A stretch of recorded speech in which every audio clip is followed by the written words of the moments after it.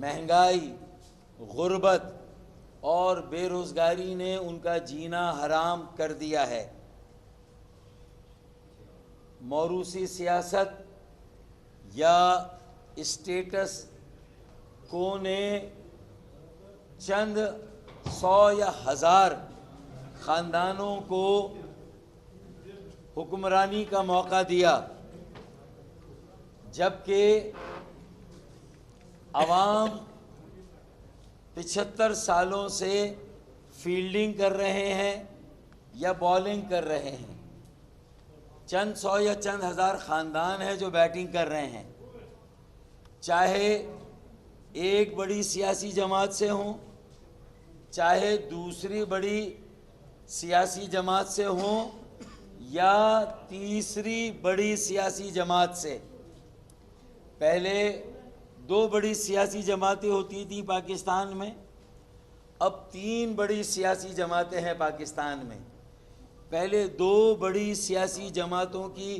باریاں لگتی تھی آپس میں، اب 3 بڑی سیاسی جماعتوں کی باریاں لگتی ہیں۔ عوام جہاں تھے وہیں پر کھڑے ہیں، بلکہ کروڑوں لوگ، مزید کروڑوں لوگ خط غربت سے، غربت کی لکیر سے نیچے چلے گئے ہیں، اور ہر سیاسی جماعت، اس کے قائد اور اس کے اکابرین یہ ثابت کرنے پر تلے ہوئے ہیں کہ وہ 100% صحیح ہیں اور باقی سیاسی جماعتیں، ان کے قائد اور اکابرین 100% غلط ہے،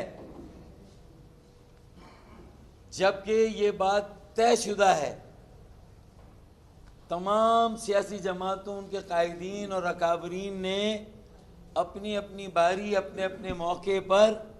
سنگین اور بڑی بڑی غلطیاں کی ہیں۔ کوئی بھی 100% درست نہیں ہے اور کوئی بھی 100% غلط نہیں ہے۔ سب سے پہلے تو اس خوش فہمی سے کم از کم بڑی سیاسی جماعتوں کو کے قائد اور ان کی قیادت اور ان کے اکابرین کو سب سے پہلے تو اس خوش فہمی سے نکلنا ہوگا اور اپنے ہر موقف کو درست اور دوسرے کے ہر موقف کو غلط اور مسترد کرنے سے کام نہیں چلے گا۔ اگر پاکستان کا معاشرہ ایک سیاسی جمہوری معاشرہ ہے، اگر یہاں سیاسی جمہوری نظام کو قائم و دائم رہنا ہے، سیاسی جمہوری عمل کو فروغ پانا ہے، تو پھر سیاسی اکائیوں کو، سیاسی جماعتوں، ان کے قائدین اور اکابرین کو سیاسی بن کے دکھانا ہوگا۔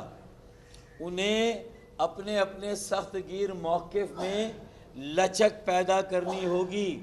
ایک دوسرے کے لیے اسپیس قائم کرنی ہوگی، ایک دوسرے کی شکل نہ دیکھنے کی قسم ترک کرنی ہوگی، ایک دوسرے کی شکل دیکھنی ہوگی، ایک دوسرے کے ساتھ سر جوڑ کر بیٹھنا ہوگا، ایک دوسرے کے ساتھ صلاح مشورہ کر کے پاکستان کے 25 کروڑ عوام اور پاکستانی قوم کو اس وبال سے اور جنجال سے نکالنا ہوگا۔ سیاسی اور اقتصادی بحران کے خاتمے کی کوئی تدبیر کرنی ہوگی، سیاسی اقتصادی بحران کو ختم کر کے لوگوں کے لیے مواقع قائم کرنا ہوں گے، روزگار پیدا کرنے ہوں گے، سرمایہ کاری کے عمل کو فروغ دینا ہوگا۔ اگر یہ کام نہ کیا اور عوام صرف فیلڈنگ اور بیٹنگ کرتے رہے اور یہ تینوں بڑی جماعتوں کے وڈیرے، جاگیردار اور سرمایہ دار موروثی سیاست کرنے والے بیٹنگ کرتے رہے، تو پھر سب خاک پڑا رہ جائے گا جب لاٹ چلے گا بنجارہ، اور وہ نوبت آ رہی ہے۔ عام، نچلے، متوسط اور غریب طبقے کے لوگوں میں ہزاروں لاکھوں خاندان ایسے ہیں جو 2 وقت کی روٹی بھی جنہیں میسر نہیں ہے۔ اگر کراچی جیسے شہر کا یہ حال ہو کہ آج وہاں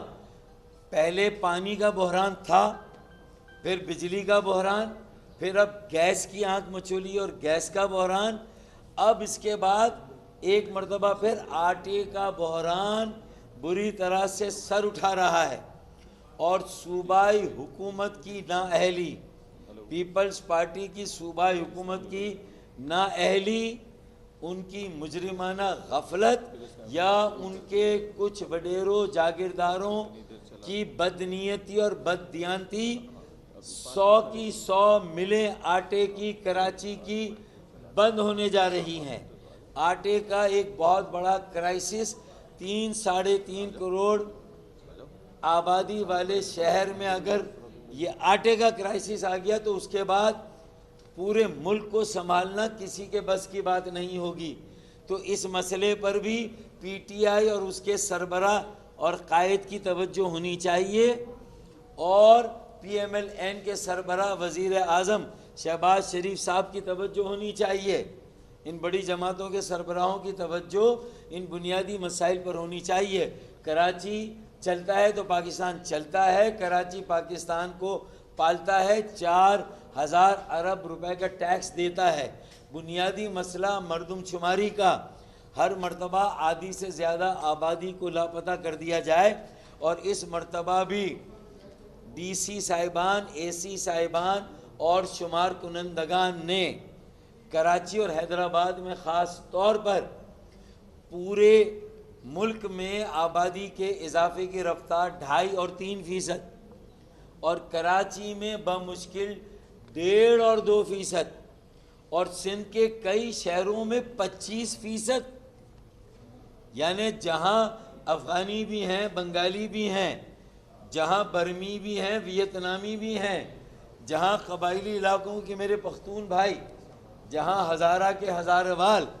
جہاں مین اسٹریم پشاور اور کے پی کے میرے بھائی، سرائکی، میرے سرائکی بھائیوں کی ایک بڑی آبادی وہاں بستی ہے، پھر کشمیری، گلگیتی، بلتی،